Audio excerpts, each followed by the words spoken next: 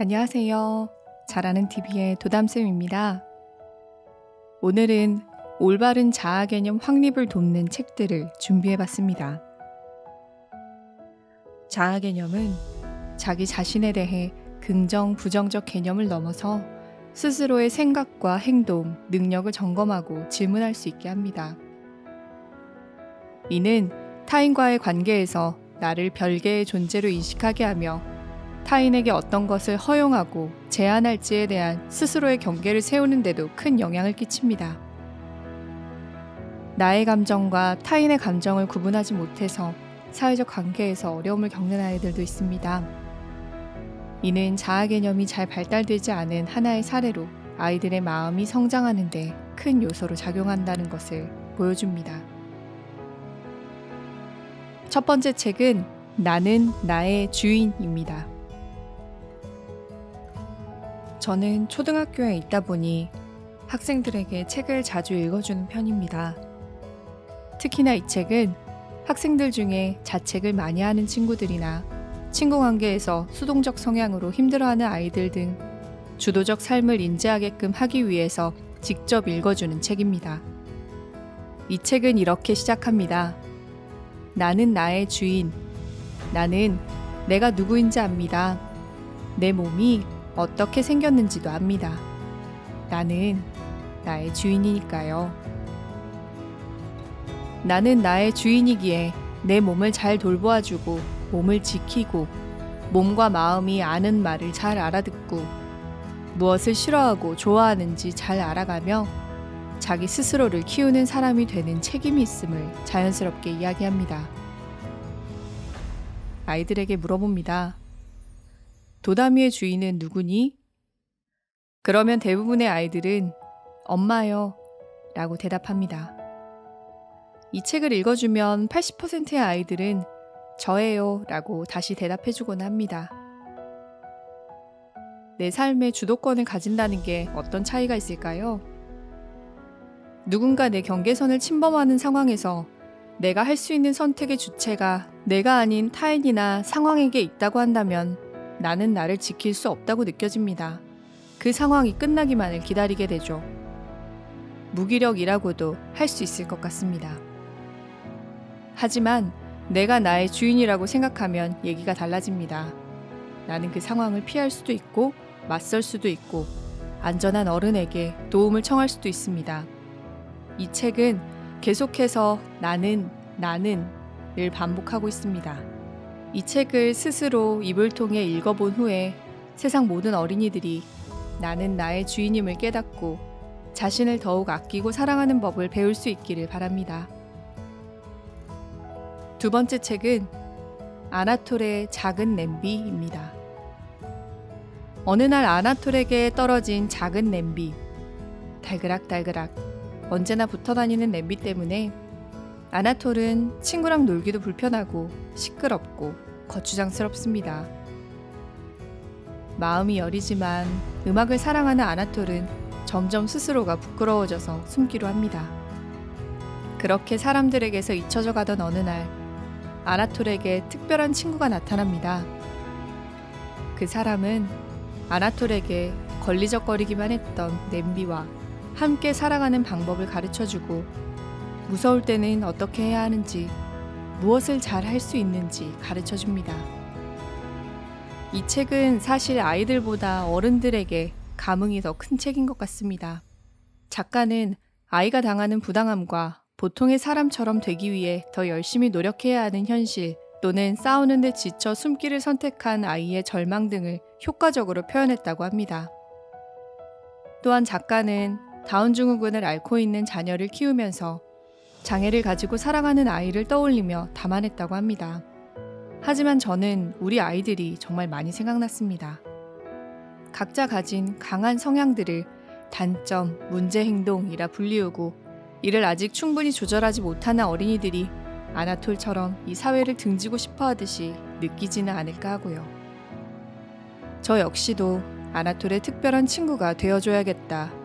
읽을 때마다 다짐하게 됩니다. 이 책을 읽고 나서 자녀와 냄비가 말하는 게 뭘까? 너의 냄비는 무엇이니? 엄마의 냄비는 뭘까? 하면서 서로의 생각을 나눠보는 것도 좋을 것 같습니다. 세 번째 책은 민들레는 민들레입니다. 우리 주변에 흔히 피어있는 민들레가 꽉 차게 나오는 그림책입니다. 글씨가 많지도 않고 그저 민들레와 배경 그리고 민들레라는 단어가 반복적으로 제시됩니다. 저희 아이는 이 책을 읽으며 후반으로 가면서 제가 앞구절을 이야기하면 민들레는 민들레라고 노래하듯이 함께 봤던 책입니다. 출판사에서는 이 책을 이렇게 설명합니다. 민들레는 흔하고 가까우면서도 예쁩니다. 게다가 피고 지고 다시 싹 틔우는 생명의 순환을 거의 동시에 다 보여줍니다. 그래서인지 어린 독자들에게 민들레의 한살이를 보여주는 생태 그림책이 적지 않습니다. 이 책도 민들레의 한살이 모습을 담고 있습니다. 하지만 이 책은 민들레가 온몸으로 전하는 또 다른 이야기에 귀 기울여주기를 소망합니다. 자기다움의 이야기, 자기 존중의 이야기, 그래서 저마다 꿋꿋하자는 이야기. 간결한 글만으로도 많은 울림과 생각을 주는 책입니다. 어느 곳에, 어떤 상황에, 어떤 모습으로 피어도 민들레가 민들레이듯이 우리 아이들도 이렇게 생각하길 바라는 것 같습니다. 나는 나예요. 하고 말이죠. 네 번째 책은 난 내가 좋아입니다. 우리나라 아이들은 외모에 대한 고민이 굉장히 큽니다. 실제로 고학년 교실에 들어간 교과 선생님이 아이들이 너무 풀이 죽어 있어서 오늘 분위기가 평소랑 많이 다르네 하고 아이들에게 물으니 그날이 신체 검사를 하는 날이었다고 해요. 그 선생님도 그 말을 들은 저도 안타까운 마음이 들었습니다. 이 책 속의 돼지 소녀는 자신을 돌보고 가꾸는 것을 좋아합니다. 하지만 다른 사람의 기준에 맞추기 위해서가 아니라 자기 자신을 위해 스스로를 가꿉니다. 돼지 소녀는 자신의 도르르 말린 꼬리, 통통한 배, 조그마한 발을 다 좋아합니다. 자기 자신이니까요. 그리고 아침마다 거울을 보며 멋지다 라고 칭찬해줍니다. 사회의 그릇된 통념으로 자신에게 불만을 갖게 된 우리 딱한 아이들이 돼지 소녀처럼 당당하게 자라기를. 자기 자신을 사랑할 줄 아는 아이가 다른 사람을 사랑하게 되고 또 세상에서 가장 사랑스러운 존재가 될 것입니다. 우리 아이들은 남들보다 내가 더 가졌을 때, 더 값나가는 것을 가졌을 때 자신감을 가진다고 느끼기도 합니다. 이것과는 다르게 내가 나를 긍정할 때, 인정할 때 비로소 나를 보호하고 성장시켜주는 진정한 자신감이 생기는 것 같습니다. 이 책을 통해서 누군가에 의한 즐거움, 누군가에 의한 인정이 아닌 스스로를 격려하고 칭찬할 수 있는 가치관을 가질 수 있길 바랍니다. 다섯 번째 책은 엄마 아빠랑 난 달라요입니다. 이 책의 주인공은 말합니다. 우리 아빠는 서두르고 입맛이 까다롭고 너그럽고 부지런해요. 우리 엄마는 느긋하고 골고루 잘 먹고 엄격하죠. 그런데 난 엄마 아빠랑 달라요. 아빠처럼 서두르지도 엄마처럼 느긋하지도 않아요. 부지런하지도 꼼꼼하지도 않고요. 난 내가 입고 싶은 걸 입고 먹고 싶은 걸 먹을래요. 나는 나니까요. 우리 아이들도 보지 않고 듣지 않은 것 같지만 사실은 엄마 아빠가 뭘 싫어하고 좋아하고 어떨 때 예민해지는지 잘 관찰하죠.